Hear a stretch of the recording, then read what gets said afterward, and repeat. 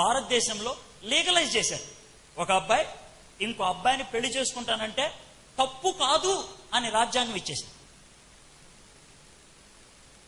ఒక అమ్మాయి ఇంకో అమ్మాయితో ఉంటానంటే నువ్వెవడో రావడానికి అని అడిగారు. బస్ స్మితా పాటేల్ అనే హిందీ యాక్ట్రెస్ వాటర్ అనే సినిమా తీసింది.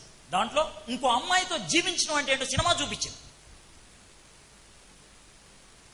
సినిమా అది సెకండ్ స్టేజ్. దానివల్ల వచ్చింది ఎయిడ్స్. దానివల్ల ఎంత దరిద్రమైన సంస్కృతి వచ్చిందో తెలుసు. హైదరాబాద్లో 53,000 మంది ఉన్నారు రిజిస్టర్డ్ మెంబర్స్ గే కల్చర్కి సంబంధించిన వాళ్ళు. 53,000 మంది. మీకు తెలియదు, చాప కింద నీరులాగా పాకుతుంది ఈ కల్చర్. ఆపలేదు. దేవుడు వాళ్ళని అప్పగించేశాడు.